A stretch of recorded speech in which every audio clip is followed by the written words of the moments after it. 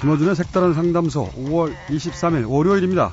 오늘은 나에 관한 상담, 나 상담 잠시 후 시작합니다.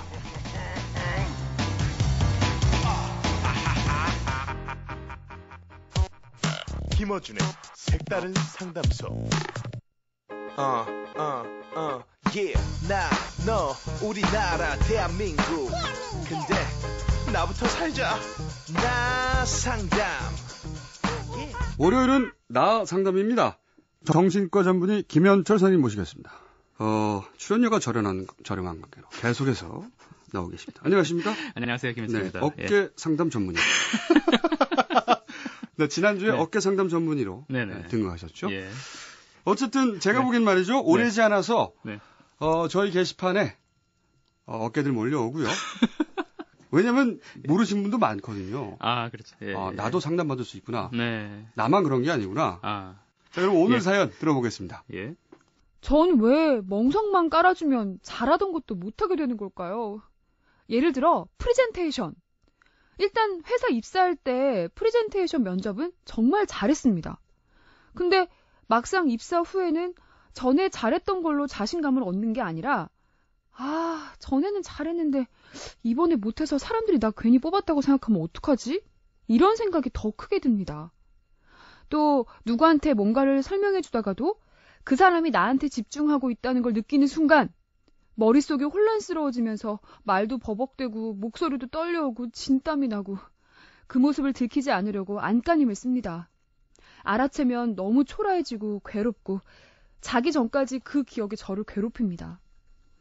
평소 성격이 밝고 유머러스한 면이 있어서 여자친구와 통화할 때도 농담도 잘하고 장난도 잘 치는데 통화하다가 여자친구가 저한테 집중하고 있다는 생각을 하게 되면 갑자기 또 멍청해집니다. 근데 이런 의식병을 고치려고 한참을 노력해도 쉽지가 않습니다. 늘 긴장하고 지내야 해서 정말 힘듭니다. 이런 게 한 1년 정도 됐는데요. 어머니가 돌아가신 후부터 이러는 것 같아요. 저 정말 왜 이러죠? 이런 사연. 이렇게 무대 위에 올라가서 긴장을 느끼는 거. 네. 무대 불안, 무대 공포. 예. 요런 증상은 흔한 거죠. 여기까지는. 흔합니다. 예.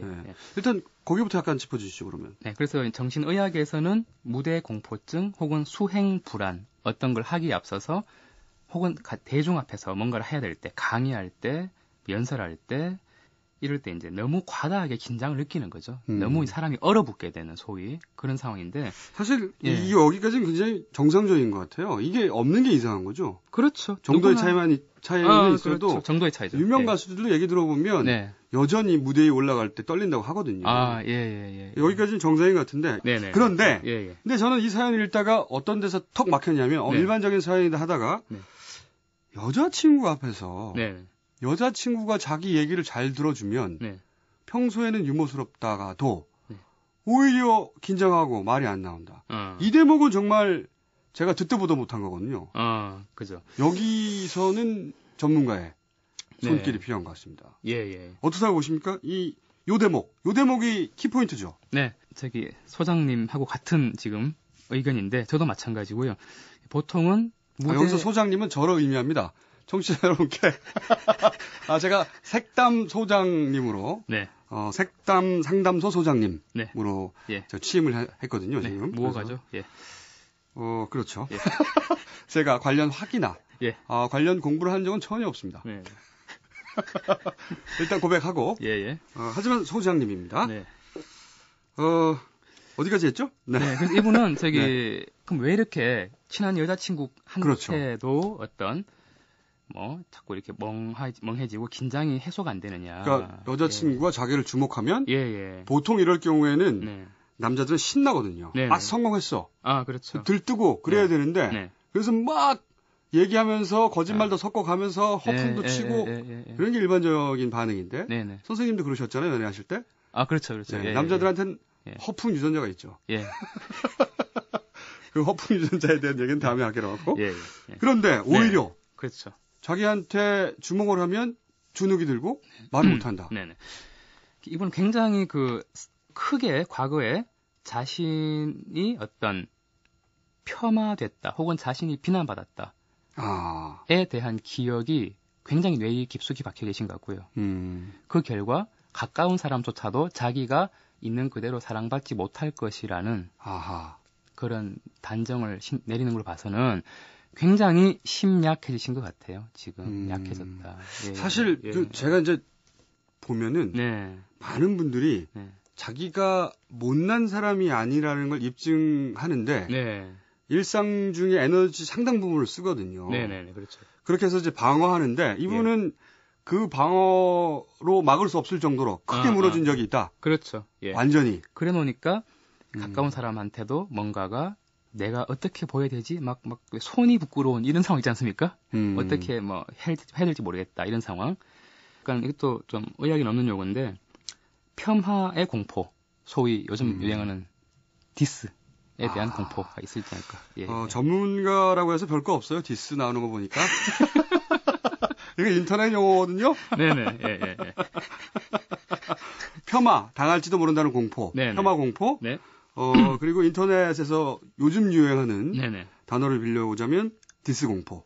디스를 좀 설명해 주시죠, 그러면. 인터넷 뭐 신조어죠. 주로 그렇죠. 이제 랩을 하는 그 그룹 간에 처음에는 미국에서 뭐 막 이렇게 너네 랩이 진짜 랩이냐 뭐 이러면서 막 이렇게 랩 가사에서 나왔었던 그 용어인데 원래는 이제 존경을 뜻하는 단어 리스펙트라는 단어의 반대말이 디스리스펙트인데 거기서 리스펙트를 빼고 그냥 디스라고 이렇게 많이 쓰고 계시는 거죠. 그것이 유행이 돼서 사실 인터넷을 잘 안 하시는 분들은 모르실 텐데 상대방을 폄훼하고 공격하고 깔보고 뭐 그러는 태도를 말하는 거죠. 그렇죠. 소장님 검색어 치니까 관련 검색어가 김어준 디스라고 나오더라고요. 김어준 나가수 폭풍 디스. 그렇죠. 어쨌든 그렇게 당할지 모른다는 공포증이군요. 그렇죠. 누군가가 나를 비난할지도 모른다. 이런 분들이 보통은 아주 작은 일에도 발끈하고 전혀 그런 의도가 없는데도 상처받고. 그렇죠. 그래서 그 결과 모든 사람들한테 확장이 돼가지고 모든 사람들도 나를 모르는 사람들도 나를 처음부터 까고 볼 것이다. 쉽게 말해서 폄하하고 볼 것이다. 이런 단정을 항상 뇌리에 갖고 살기 때문에 커다란 상처인데요. 큰 상처죠. 그래서 이분 약간 좀 의미 좀 심각하게 좀 그 오해도 있더라고요. 그렇게 이제 작은 일에도 발끈하고 자기 변호가 강하고 그런 분들에 대해서 자기애가 강하다 뭐 이렇게 표현하는데 저는 정반대 같거든요. 그게 너무 약해서 그렇죠. 그걸 방어하느라고 다른 사람 의도를 파악할 정신적 여유가 없는 거죠. 맞습니다. 아예. 실제로 자기애가 강하다는 분들은 반대로 말하면요. 자기를 사랑하지 못하는 분들이 많습니다. 저도 정말 동감합니다. 진짜 자기애가 강하고 자존감이 강한 사람들은 사실은 자기한테 관심 없어요. 그렇죠. 왜냐하면 자기대로 뭐라고 한다고 해서 자기가 못난 게 아니라는 걸 스스로 알기 때문에 그렇죠. 관심이 없어요. 남이 뭐라고 하는데 굳이 자신의 그 어떤 이미지를 갖고 올 필요가 없고 그죠. 그냥 자기가 생겨 먹은 대로 사는 거죠. 그렇죠. 그게 만족하니까. 그래서 역설적이지만 자기애가 강한 사람은 정말로 자기한테 관심이 없다. 그렇죠. 진정 자기를 사랑할 줄 아는 사람이죠. 그렇게 제 자랑을 한 다음에 다시 사연으로 넘어와서 이분은 그러니까 언젠지는 모르겠으나 어떤 일인지 모르겠으나 자기가 공격받고 깔봄을 당하고 그런 충격적인 상처가 되는 경험이 있었을 것이다. 이렇게 추정하시는 거죠. 그리고 그 본인을 잘 알지도 못한 상황에서 어떤 다른 사람들한테 폄하당했던 소위 극초반 디스. 극초반 디스라고 하는 건 울트라입니까? 울트라죠. 게임 프로그램 보시면 극초반 러시 이런 말이 있듯이 초반도 아니고 극초반. 시작하자마자 아직 알지도 못하는 사람인데 그렇죠. 그냥 보자마자 뭐 완전 내리까는 내리까임을 당하는 이런 경험이 완전 초면에. 그래서 이런 경험이 있는 분들은 여기에 되었죠. 트라우마죠. 그래서 후에도 그럴까봐 겁을 지레먹게 되고 자라보고 놀란 것은 소뚜껑 보고 놀란다. 뭐 이런 상황인 거죠. 대단한 비유는 아니네요.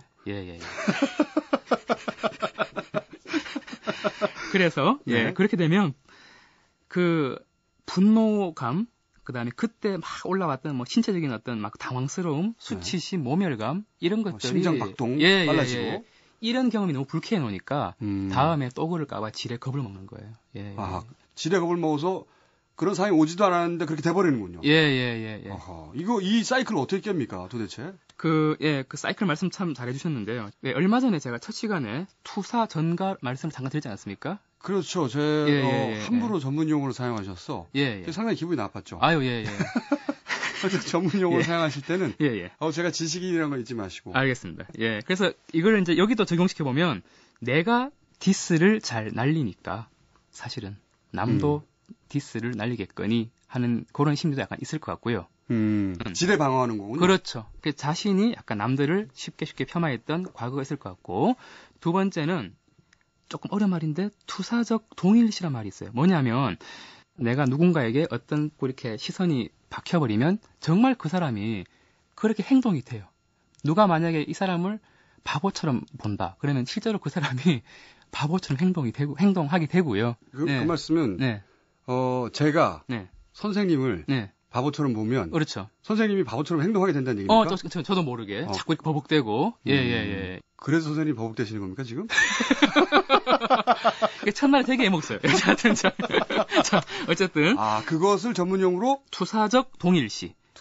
실제로 눈에 보이진 않지만 어떤 시선이나 약간의 어떤 어조 표정으로 상대방이 그렇게 약간 조종된다는 느낌이 실제로 존재합니다. 세상에서. 그 사람을 경멸하는 눈빛으로 계속 쳐다보면 그 사람이 스스로 자존감이 낮아져가지고 그렇게 행동해버리는 거군요. 제일 흔한 사례는 응급실에서 의사들과 환자들과 싸울 때예요. 환자분들이 응급실에서 의사의 물론 바빠서 물론 막 불친절할 수도 있겠지만 실제로 그 정도의 의사는 아닌데 일단 의사를 불친절하고 깔고 뭔가 주장을 할 때 담당 의사도 원래는 착한 상품인데 괜히 진짜 나쁜 의사처럼 막 화내고 막 권위적으로 해버릴 수도 있거든요. 그러니까 환자가 의사란 의뢰 바쁜 사람이고 불친절해. 라고 이렇게 생각을 미리 하고 말을 하면 의사가 원래는 착한 사람도 자기가 불친절하게 행동해버린다. 그렇죠. 그 시선에 의해서 조종이 되는 거고요. 의사조차. 이런 현상이 굉장히 보편적인데. 그런데 여기 적용하자면? 이분 같은 경우는 전가가 되고, 더군다나 그 전가를 다른 대중들이 은근히 받은 거예요.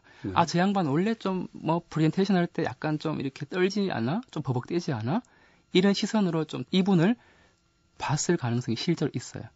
근데 이 사람이 스스로 불안한 것이 사람들에게 전달돼서 사람들도 이 사람에게 메아리처럼 반향으로 전달이 됐고 그 결과 그렇게 행동이 수동적으로 다시 한번 또 되는 거죠. 악순환이죠. 자기에서 시작된 거지만 그게 사람들한테 영향을 미쳤고 또 사람들이 실제 그렇게 바라보니까 또 위축되고 전가의 부메랑입니다. 전가의 부메랑. 그런 상황 이해갑니다. 그러면 이 사이클을 어떻게 벗어나죠? 한 번은 이를 악물고 기대에 부응하지 않겠다. 우리 첫 시간에 얘기했던 기대를 저버리기. 기대에 부응하지 않겠다.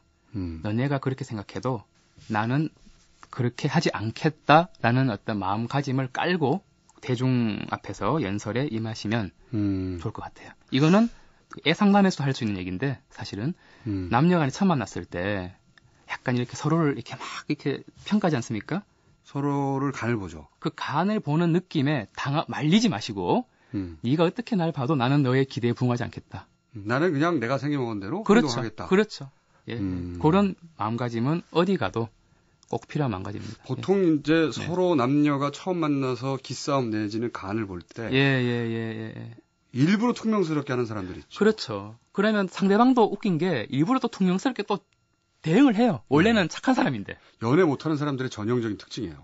그렇습니까? 그게 그러니까 뭐냐면 자기가 상대에게 반해서 자기가 통제를 벗어나고 자기가 먼저 좋아해서 자기만 손해볼까 봐 두려우니까 자기 방어를 하느라고 퉁명스럽게 나와버리는 거죠. 그렇죠. 결국 연애 못합니다. 이런 거.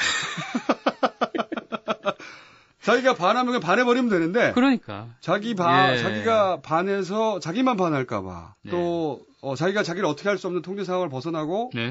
그럴까 두려워서. 그 상황에 안 들어가려고 퉁명스럽게 해버리는 거죠. 그러니까. 그 복잡한 마음을 상대가 어떻게 합니까? 그래서 퉁명스럽네? 끝! 해버리죠. 그죠. 그래서 둘 중에 하나는 기대에 부응하지 않겠다는 마음을 잃지 않고 임해야 될 것 같아요. 저는 그런 생각도 듭니다. 저도 이제 강연이라든가 이런 자리에. 지식인이다 보니까 쓰게 되거든요. 그런데 간혹 머릿속에 정리가 안 된 채 시간이 촉박해서 쓸 때가 있어요. 네. 그러면 이제 이런 두려움이 생길 수 있습니다. 내가 잘못 말하면 어떡하지? 그럴 때 제가 먹는 마음이 있습니다. 어떤? 잘못돼 봐야 얼마나 잘못되겠어. 예. 그렇다고 내가 지금 지구 온난화를 해결하기 위해서 나간 것도 아니고 평행 우주의 비밀을 풀려고 나간 것도 아니다. 그렇죠. 네. 예. 그렇게 생각해 버리면 그날 실패할 수도 있지만 그러면 이번엔 못했으니까 다음에는 더 잘해서 멋지게 보여줘야지. 네. 이렇게 생각이 든단 말이죠. 또 한 가지 말씀드리겠어요. 네. 의외로 또 이렇게 유명 인사나 약간 뭔가 완벽하다고 치부되는 분들이 실패를 보여주잖아요. 네. 사람들 되게 좋아해요. 저 양반도 실수할 수 있구나. 본인이 남들에게 완벽하게 보인다고 생각하십니까? 괜히 또, 자, 마지막으로 하나 더 짚어야 할 게, 그런데 이게 1년 전에 시작됐대요. 어머님이 돌아가신 후에. 그렇습니다. 이게 또 짚어야 될 대목인 것 같아요. 제가 그래서 사연이 선택이 된 이유 중 하나가 여기서 아주 중요한 키가 될 것 같더라고요. 좀 약간 무거운 얘기가 될 수 있는데, 이제 어머님을 잃으시고 돌아가신 후에 이런 긴장이 심해지셨는데, 그래서 이분의 사연을 좀 반전을 드리자면, 어쩌면 일반적인 대인 공포, 무대 공포, 지금까지 쭉 얘기했던, 디스 공포가 아닐 가능성도 있습니다. 전혀 아닐 수도 있다. 이 한 줄 때문에. 한 줄 때문에. 그렇다면 이 한 줄로 볼 때 추정되는 것은 병적인 애도 반응이라는 말을 쓰고 싶어요. 애도라는 거는 돌아가신 분을 기리는 심정을 가리키는데요. 그렇죠. 정상적으로 사랑하는 분을 잃고 나서 한 2, 3개월까지는 그분이 생각나고 일도 잘 안 되고 밥맛도 없고 맞습니다. 우울에 빠질 수 있죠. 근데 이런 식으로 1년이 지났는데도 뭔가가 전혀 부모님을 잃은 거랑 무관한 듯이 보이지만 뭔가가 불안한 증세가 이어지고 있지 않습니까?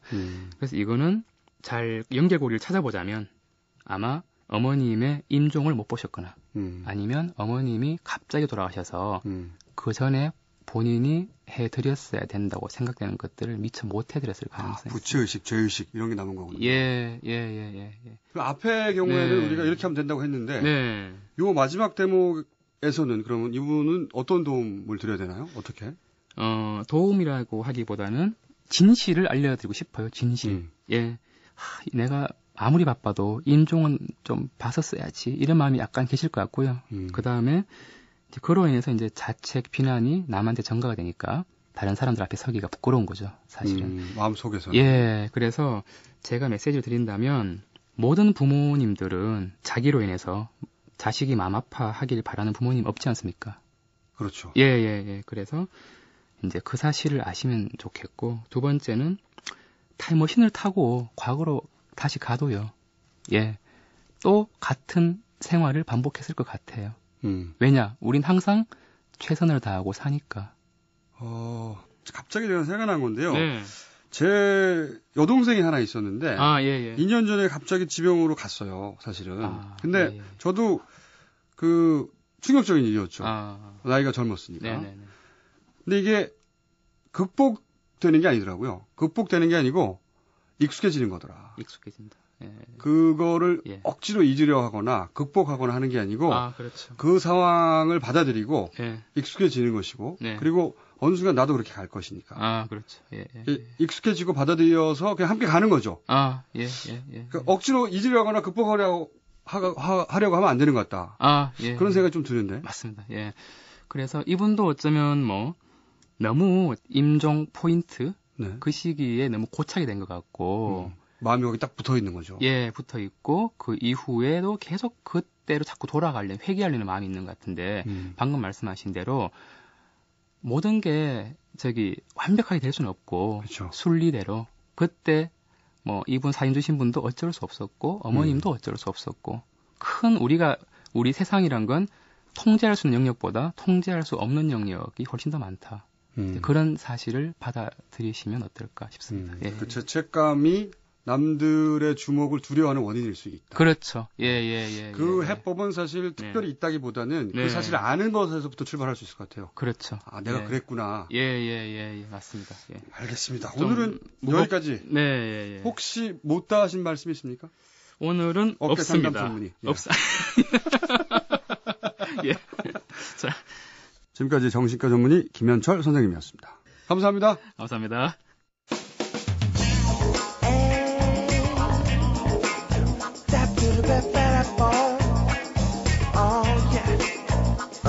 뭔가 애틋하고 제법 요긴하고 결국 통쾌한 상담. 김어준의 색다른 상담소. 김어준의 색다른 상담소 코너 안내 해드립니다. 월요일엔 나 자신의 문제를 이야기하는 나 상담, 화요일엔 남녀간의 사랑 이야기 애상담, 수요일엔 꿈 상담입니다. 목요일엔 노 상담, 아니라고 말할 수 있는 세상에 대해서 이야기하겠습니다. 그리고 마지막 금요일엔 다 상담, 세상에 있는 모든 사안을 모조리 상담합니다. 저희 김어준의 색다른 상담소 홈페이지에 오시면 상담 대기실이 있습니다. 사연 올려주십시오. 채택되신 분들에게는 20만 원 상당의 상품권이나 소형 가전제품 혹은 쌀을 드립니다. 혹시 생방송으로 못 들으신 분들은 인터넷 홈페이지에서 MBC 홈페이지에서 다시 듣기 가능하시고요. 그리고 팟캐스트에서 다운로드 가능합니다.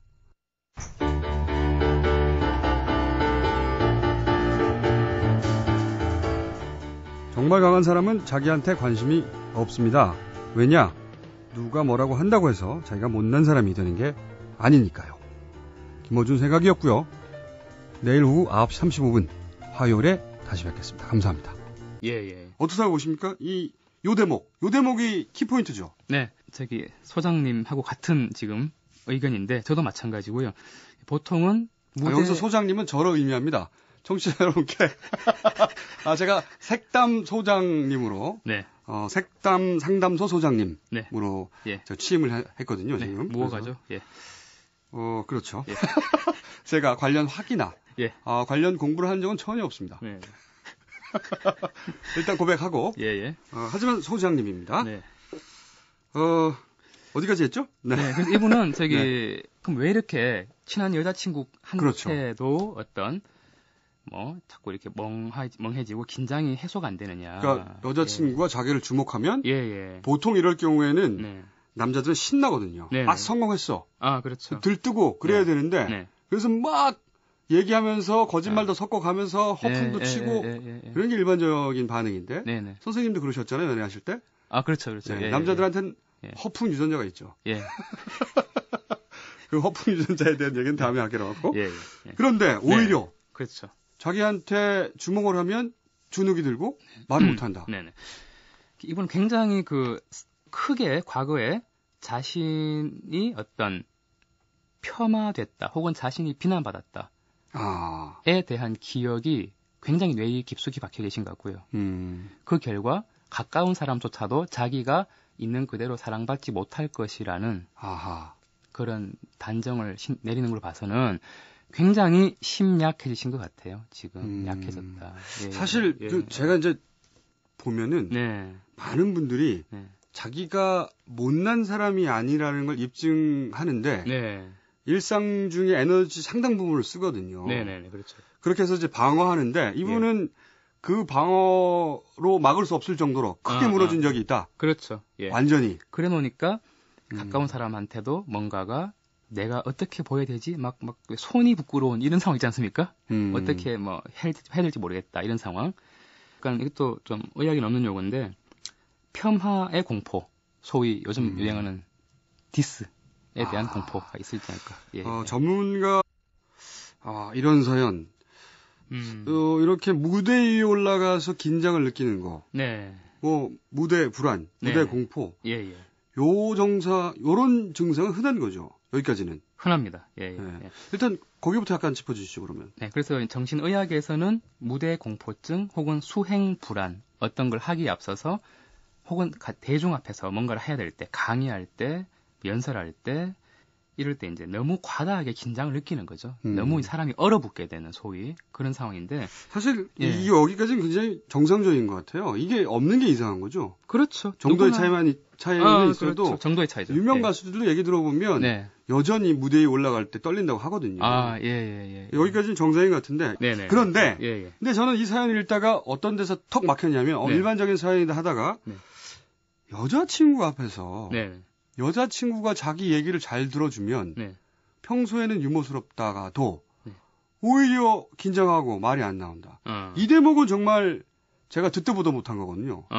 그죠. 여기서는 전문가의 손길이 필요한 것 같습니다. 한 회사 입사할 때 프레젠테이션 면접은 정말 잘했습니다. 근데 막상 입사 후에는 전에 잘했던 걸로 자신감을 얻는 게 아니라 전에는 잘했는데 이번에 못해서 사람들이 나 괜히 뽑았다고 생각하면 어떡하지? 이런 생각이 더 크게 듭니다. 또 누구한테 뭔가를 설명해 주다가도 그 사람이 나한테 집중하고 있다는 걸 느끼는 순간 머릿속이 혼란스러워지면서 말도 버벅대고 목소리도 떨려오고 진땀이 나고 그 모습을 들키지 않으려고 안간힘을 씁니다. 알아채면 너무 초라해지고 괴롭고 자기 전까지 그 기억이 저를 괴롭힙니다. 평소 성격이 밝고 유머러스한 면이 있어서 여자친구와 통화할 때도 농담도 잘하고 장난도 잘 치는데 통화하다가 여자친구가 저한테 집중하고 있다는 생각을 하게 되면 갑자기 또 멍청해집니다. 근데 이런 의식병을 고치려고 한참을 노력해도 쉽지가 않습니다. 늘 긴장하고 지내야 해서 정말 힘듭니다. 이런 게 한 1년 정도 됐는데요. 어머니가 돌아가신 후부터 이러는 것 같아요. 저 정말 왜 이러죠? 김어준의 색다른 상담소 5월 23일 월요일입니다. 오늘은 나에 관한 상담, 나 상담 잠시 후 시작합니다.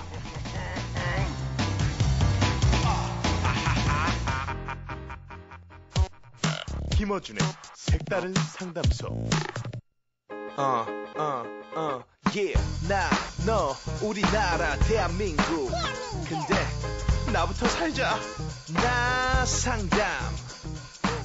월요일은 나 상담입니다. 정신과 전문의 김현철 선생님 모시겠습니다.